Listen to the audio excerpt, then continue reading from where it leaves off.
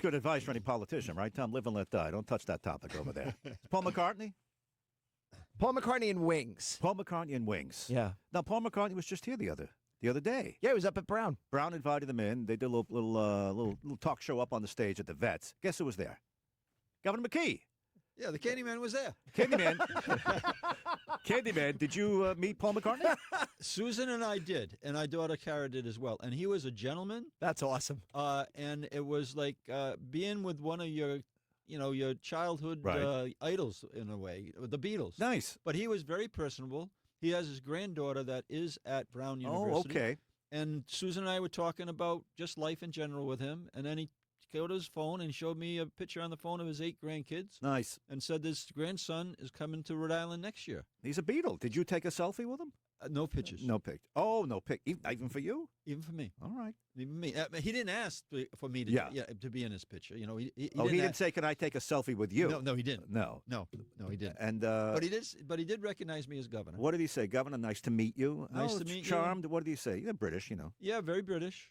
No, we're just talking about, and eventually we got to the grandkids, which I've talked about a little bit, that we have 2 grandchildren, and so we talked about that. But I told you, very down to earth. Yes. And then when we saw the movie Man on the Run, which was a documentary about what happened after the Beatles split up for about 10 years or so. And you could just tell this guy had an unbelievable life. And then he went just right down to the basics and had a family and took care of his family, and now he's taking care of his grandkids. Nice. And President Paxson over at Brown, she interviewed him. After the movie, they came on the stage, the director of the movie, along with Paul McCartney, with President Paxton, and the place was filled with students, Brown University students, and the response from them was really incredibly responsive in terms of applauding, and then he answered questions for about 30 minutes, and that was actually worth more than seeing the movie. Nice. Paxson, she keeps the good interviews for herself. Yeah, she should have called me. Yeah, she probably should call me. I mean, anyway, speaking of the British, the King's coming next week. The King is coming next week. And you just told me that you were invited to get down to Washington to the tea party or the garden party. Are you going to go? I'm not going to be able to go, but I got late notice yesterday that I could have got invited to meet with the King and the Queen. Not that I don't want to, but I have some business to take care of in North Kingstown on Monday night, so I got to be there. You can push it off. Come on. So hold on, and let me understand this. You are declining an invitation to meet the King because you have to deal with the sludge issue in North Kingstown. Yeah, I got to. Is that the headline here? Yeah, I got to make it very clear that I'm not supporting that facility, and I'm going to go down and speak in public with the town council and the town manager down there. And so my headline, if I'm writing this, would be "Sludge trumps King." Well, they could. Or you hate to use the word Trump in a headline regarding you, but sludge trumps King. Take Trump out. I can't have him. I know. So, but you might change sludge to cake because that's what they're calling the material. Cake. Well, so it could be interesting. Tea and cake. When you dry sludge out, yes, it turns into a solid, and they call that cake. Yes, and in the business. Yes, so cake trumped tea. Okay, I get it. So anyway, listen. Well, since you opened the door to this thing, I see the signs. The signs are popping up on East Greenwich. It's not even NK. Stop the sludge plant. What is this thing? And you're going to come out against it? Are you going to be able to kill it? Well, I already have. I'm standing with the municipality as a former mayor, and I did something similar to this when I was a mayor in town of Cumberland and stopped a construction recycling plant that was going to really change the dynamics in our town. So, yeah, well, we're going to have to, Narragansett Bay Commission is going to have to figure it out. But I don't believe that that's the right option if the public and the elected officials in North Kingston are so adamant about against it. So I'm standing with them, and I'll be down there on Monday night at a public hearing expressing that and telling some of the things that I'm doing to make sure that the plant doesn't get built. Yeah, isn't this just another NIMBY, not in my backyard, not in my Quonset? And what's going to be next? They don't want a battery facility there too now? Well, what is going to be next, Governor? Well, I haven't heard about the batteries, but in terms of opposition, I'm not sure that's the case. Look, Quonset has done a great job. We've added 3,000 jobs since I've been governor, and added Andrel with Palmer Luckey and Regent Aircraft, and the list is long and long and long. And actually, it just had an announcement there's going to be another expansion of electric boat there We're looking at about a Well, million it's a little square feet. controversial. I'll get into that. The expansion of EB, because some of the smaller pilots, the pilots of smaller planes, they don't like that you're going to take the runway away. Yeah, nothing comes without some level of controversy. But as a total package to help us raise incomes in our state, Quonset has done a fantastic job. Yeah. On this particular thing, the public and the elected officials are really opposing it. And unless Quonset can change their mind, I'm going to stand with the municipality. Okay. Let's just stay in Quonset for a second. You mentioned Palmer Luckey. He builds the he builds the drones, underwater unmanned vehicles. A big defense guy. So I'm on 60 Minutes. You went out to see him. And Region Aircraft are the gliders. These look like airplanes, but they only fly 20 feet above the water. It's fast, going to get you Block Island 10 minutes, things like that. Electric Boat wants to expand, which are ordinarily big news. However, the pilots who use that particular runway that they want to take away, not the main runway, another runway, they say that this is going to kill us, that runway is aligned with the winds, and this is a bad decision to do. They had a meeting. They didn't get very far. The airport corporation said, no, we're going to take the runway. You want to just address that? Not everybody's happy. Yeah, so like I said, not everybody's going to be happy with progress. We need to continue the growth of our jobs. We'll certainly try to accommodate the pilots' needs. But right now, in our commerce bond that I put in on our budget, $115 million includes about $25 million to create the infrastructure to create those 8,000 jobs, along with about 1 million square feet of additional construction there, which will put people to work, and that's the whole theory that we have. Keep people working, building things, Gene, and have the things we build pay off for decades. Now, not far in that same Quonset area is Job Lot. And Job Lot's got a big facility there, and hundreds of trucks come and go. That was a good segue. Well, geographically, Governor. Yes. Wasn't that good that I didn't set this up, I'm just saying we we're went from this professionals to around that. here. Professional people here. Yes. And you could take it, unlike some others, you could take a tough question. Governor Job Lot says, you're gonna really kill us with these truck tolls. I had Mark Perman on, who runs Job Lot, him and his brother and other people. And he said, it's on you. Now, he said, this is Raimondo's idea, her brainstorm, but now it's yours, you own it. And this is what he said. So listen, you can respond.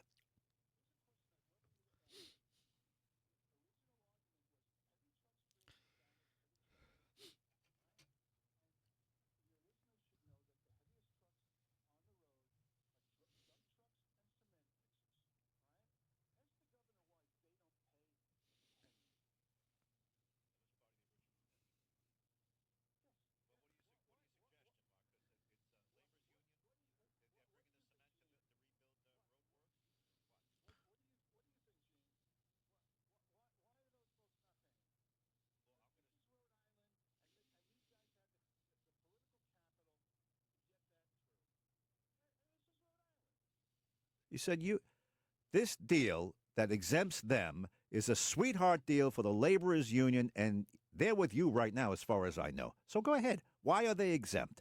We just did it on the size of the vehicles. That's what it was, the classification. So that's what stood up in court. We are going to go with the tolls. I know that Mark is a great businessman and a very strong contributor to the state, and we appreciate his efforts. I've met with him personally on this issue. And but his claim at 94% of the tolls are going to be collected with local businesses doesn't wash with our information. Well, I knew you would say that. Now he sent me some information. The Truckers Association has it, and he says that 94% of the burden is going to fall on local trucks with the reconfiguration of every truck that comes in paying the same. Play it.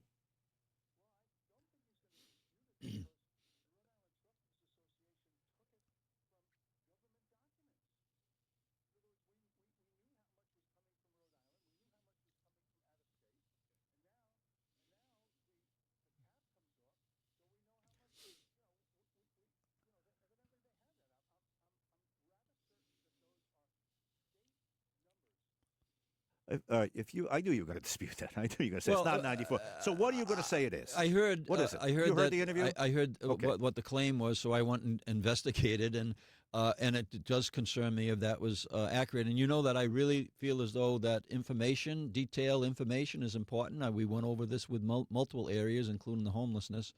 I want to make sure that we're dealing with accurate information. Right now, I went back.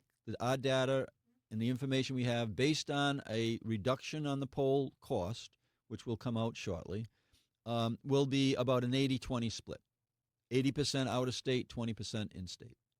80-20. Yes. Okay. But we're gonna continue to proceed with that because what Mr. Perlman was saying, that's a concern to me. If in fact those are accurate numbers, and we're going to make sure that we verify what the numbers are. But that's what it's an 80-20 split, out of state, in state. So it would be fair that you maybe have them in, or you say, let me see these numbers you're talking about. I'll show you my numbers. The truth may lie somewhere in the middle. We're already working on it. You are? What do you mean by that? You got a meeting? You got a meeting scheduled? What is it? We're going to make sure that we reach out to Mark. But like I said, I've already had personal meetings in my office with Mark Perlman. So it could be possible that he's right, or at least he's a little.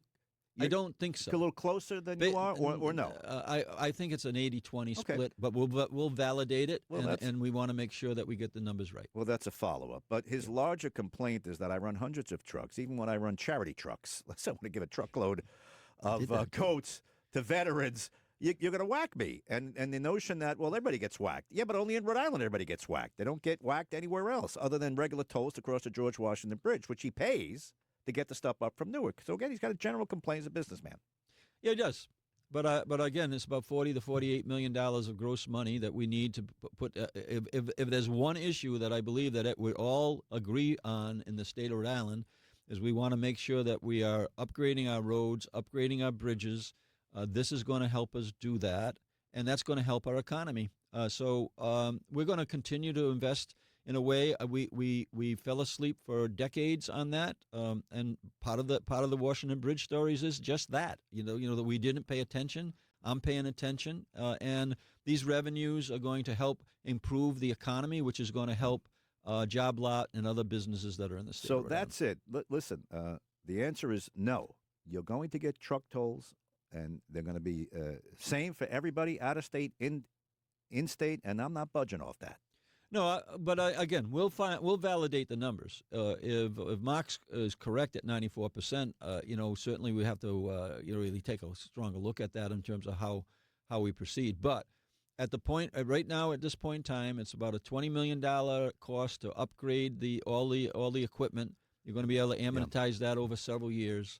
It's about a $6 million projection in terms of back office support to implement the program. You're going to net out $40 million, and that money is going to go in to help our roads, help our bridges in particular, to make sure that we're competitive and we do what we failed to do for decades. I want to make sure that our roads and our bridges are in good shape. You said you're going to net out. Net is after expenses. Yes. This is my pocket. It's going to go to the coffers. You're going to net $40 million? Over how long? In that range. Over how long? Well, for as long as you're collecting the tolls every at the rates annually? That we bring. Yes.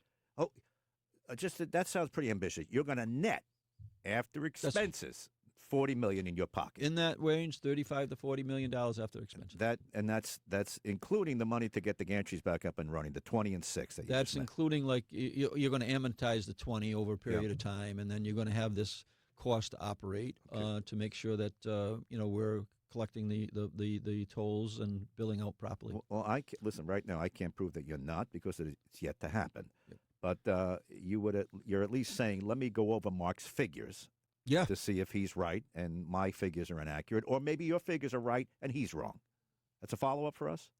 We can follow up on it. I think that I'm pretty confident that our numbers are accurate. Since you mentioned the bridge, Helena Folks, she's hanging that around your neck, and you know that, and you know this new University in New Hampshire poll is not very good for you. She got you by 34%. She's crushing you in this particular poll. Now, you just can't say, Gene, I'm not going to pay attention to the polls. These are two polls in a row. I won't give Ken Block's poll was a push poll. Won't bring that up. But you had the poll out the other day, and now you have the UNH poll, which is a legitimate poll, I guess, University of New Hampshire. And she's crushing you in that. Go ahead, Governor. Well, we'll see what happens in the election. I'll win this primary 5 to 7 points. Put that down. So if UNH wants to bet the house on their figures, I think they'll lose a lot of money. We've already stated the fact that they're not a legitimate. They're an outlier, and they're going to continue to be. So we'll live with that. But when we start comparing my record with my opponent, my Democratic opponent records, it's going to be very clear that I'm working on behalf of the people. She is a CEO that is unapologetic for her record. Just look at what happened recently with Omnicare. I'm going to let you get into that. That's separate from the opioid crisis. It's separate, Governor, but it's a trend. And if you've got time, I'd like to address that. I'll let you address that.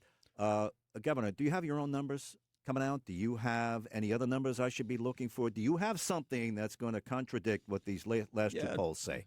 Again, polling this far out is relatively meaningless. But take a look at the Morning Consult. We went up 17 points. That was a recent poll.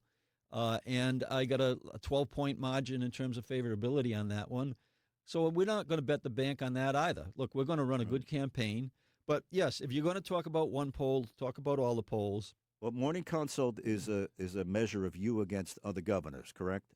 No, it's a measure. It wasn't a head-to-head, no, and Helena. It's not a head-to-head, but it's a favorability on each governor, not comparing governors. But I rank you with other governors, and you went up in that particular one. That's not a will Helena win or will you win?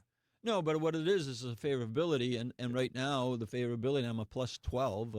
The former governor, Gina Raimondo, at the same time was a minus 11 at this point in time. So, and you think that's going to translate to how you'll do against Helena Folks, who's not a governor? All I can tell you is when I am out with people, and I'm out there all the time, that UNH poll does not reflect the discussions that I'm having with people on the street, helping their kids do better in school, helping families earn more money, making sure that we're healthy, saving 2 hospitals, and building things like we just talked about down at Quonset, putting people to work like we've never done before, and building things that's going to matter, whether it's at our universities or public or private industry. It's 8:24. Let's get to a break. I've got 2, 4, 6, and on who want to talk to you. We'll get to them, and then you can talk about Omnicare. This is, I guess, tied into your view of how Helena Folks ran CVS when she was running it. 8:24. All right, Governor, you are really pushing back against this UNH poll. What do you want? You said you want to go on Kalshi and bet on yourself, and you will win? I don't think I want to do that insider trading, but I would tell you right now, if somebody was going to give me 34 points in this primary, they would be very disappointed in the fact that it would cost them a lot of money. Look, that is not a realistic number, and I project about a 5 to 7 point win in the primary, because once people compare my notes against my opponent's notes and the history, like I'm going to talk Omnicare eventually. I know here, you right? You will get to that. We'll give you time. Let me talk Omnicare, because a $13 billion purchase that's gone bankrupt, and then with $1 billion of fines for fraudulent, reporting into the government on Medicaid and Medicare, and that was under my opponent's watch. So that's not a good thing. That's coming up. In the meantime, Bob, Dave, Stephen in particular, you're on to some news today. The governor's going to confirm this right after 8:30. So stay with us, folks. News is going to be made. All right, 8:36. Ask the governor means you dial in and ask a question. Keep them tight. I want to get them. I want to get as many on for the governor. All right, let's go to Stephen. You got a little news. First, let me just confirm this with the governor.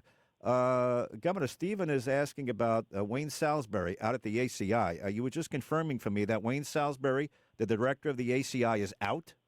No, he's not out. Right now, Wayne has given us notice that he may be moving into another position somewhere else. So I don't think we've made that official yet. So I'm not sure what Steve's getting his information, but it's accurate information. But we have not made it. Okay. We haven't made it public until it is until it's verified. But yeah, this discussion's going on. All right. He's controversial over at the ACI. There was controversy over contractors that did work at his home. Listen, any guy who runs the ACI is going to fight with the unions. I know that, but they appear to have some stuff on him. And you're telling me Wayne Salisbury is not going to be the ACI director much longer. He has given his notice. If he chooses to take a position that he's been offered, and I'll let him speak on that, then we'll be proceeding for another leadership there. But I can tell you, Wayne did a good job. And over the period of time, we dealt with a number of issues that could have been very volatile, and yet we had no real major issues there that disrupted as some other states have had. He wasn't pushed out. No. Stephen, go ahead. Yeah, Governor, I just there was some rumors going around that the embattled corrections director was leaving his position, and that was my question, and I guess you just answered it. Yeah. Well, like I said, it's not official till it's official, but there is discussions going on, just like anybody else that works with us in leadership. If got better opportunities come in their mind, and certainly we encourage them to take it. But until we make that official, it's not an official. You have anybody in mind who you want to replace him with? No, we'll if that happens, then we'll go through the process that we would normally do to make sure that we have a capable person in there. That's not an easy job. Yeah. It's not an easy job to be a correction officer. We support our correction officers, and we support our management team that is doing the difficult work to keep things safe there. And then also we want to make sure that the people who are spending time there that are treated as respectfully as well. You heard it here first. Let's go to Bob in Narragansett. Go ahead, Bob. You're on with the governor. Good morning. I know it might sound nitpicking, but there's a couple of taxes that I think are very unfair in this state.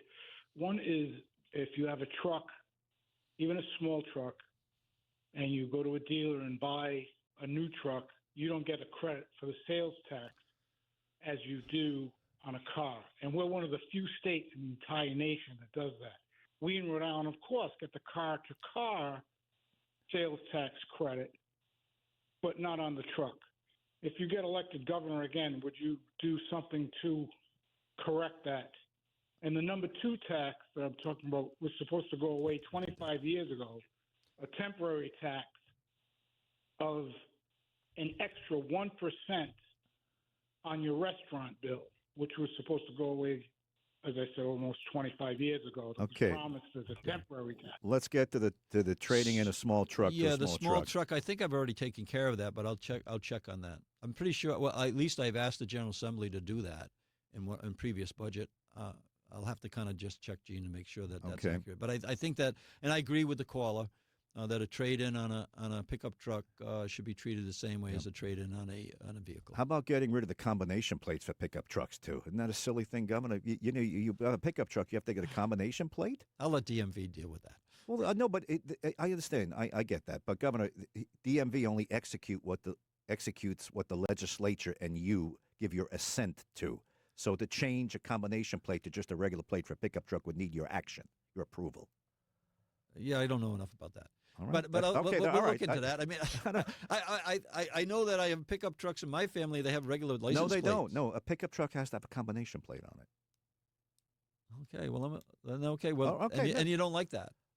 Do they pay more money for that? I do ask the registry, and people complain that you have to have a combination plate for a pickup truck. Why is that? It's just a regular vehicle now for everybody. Third one he said was the 1% tax on the restaurants was supposed to go away. No, I think he said the sales tax on the. I think that wasn't a 1% added when DEPCO came in. That goes back to DEPCO. All I can tell you, I'm the governor that tried to lower the sales tax. The General Assembly didn't agree with me, and I had a plan to kind of move it down so make sure we were lower than our competing states. But that didn't happen. But we have lowered the tangible tax. We have made the car tax permanent. The relief there for trucks as well, which all our trucks have, including the trucks that'll be towed in the state. So they're saving thousands and thousands of dollars on that as well. Okay, let's go to Frank's in Coventry. Go ahead, Frank. You're on with the governor. Good morning. Good morning. Governor, you've been in office for about 6 years approximately, and one of my biggest concerns is the $14.5 billion tax that we have. But what I want to know about your service, sir, is how many new businesses have you brought into the state to help with the revenue, and also how many businesses have left the state because of the poor, we're not very business friendly, as you well know. We're usually at the bottom. You're talking Can you answer those questions, sir? Yeah. You were talking about 14.5. You're talking about the annual budget for the state, right? Not a tax. Yeah, okay, got it. Got it. Go ahead, Governor. Yeah, so I'll answer on the business side of the thing. We've and the employment, over 37,000 private jobs have been brought in since I've been governor. Businesses all around the state of Rhode opened up. We had a record-breaking number of registrations for businesses with the Secretary of State, almost 15,000 last year. And we have a higher rate of surviving than our bordering states on those new businesses. But the businesses we brought in, whether it's in the life science area, you have Organogenesis up in Smithfield, going to bring in well over 150 jobs to 400 jobs. They're putting $100 million into that facility. You have Regent Craft down in Quonset. You got Anduril down in Quonset. They're building the autonomous vehicles. They're bringing in hundreds of employees as well. So the number of our additional businesses has been extremely, has grown significantly in the state. That list is not small. Havoc, which is in the maritime defense industry, or Batten, or Saab down in Bristol. It's happening right in front of our eyes. The life science the same way. Let me ask Frank. Frank, the governor has listed off legitimate businesses, including the Glider Company and Farmer Lucky's underwater drones, and he just gave you a whole list of them. Are you satisfied with that, or is it just kind of a lingering? No, I'm not. No, I'm not really, because why are we at $14.5 billion? If we're getting all these new businesses, we should get new revenue to bring our taxes and budget down. Governor, that's my concern. We're a small state. Okay, Governor, give him a 20-second recap, and then I said I'd let you talk about Omnicare. Most of the budget is federal tax dollars that are coming back to us to support that. About it's under $6 billion that's coming in from our income taxes, that type of thing, and we've only increased that on an average about 2% a year since I've been there, which is lower than inflation. So that's been controlled, and the General Assembly ends up giving me a budget back. That's why I didn't sign it last year, where they added taxes that I didn't like, so I didn't sign the budget. Give me a line on a veto, and we'll be a lot more effective on those things. But the businesses, AAA just opened up in Lincoln, 375 jobs. Look, we're bringing in more jobs than ever before, and that is going to help us considerably. Doing exactly what the call is talking about is control our costs. You said more than once that you were going to take that opioid scandal to Helena Folks. You're going to take it there, drop it, and much more severely than you did last time around. Now you're adding this other thing of Omnicare that you want to talk about. I'm going to let you address that. Is this related to CVS and her stewardship of CVS when she was president of the company? Yeah, absolutely. Omnicare was a purchase that happened in 2015 at CVS under the leadership of my opponent, a $13 billion acquisition.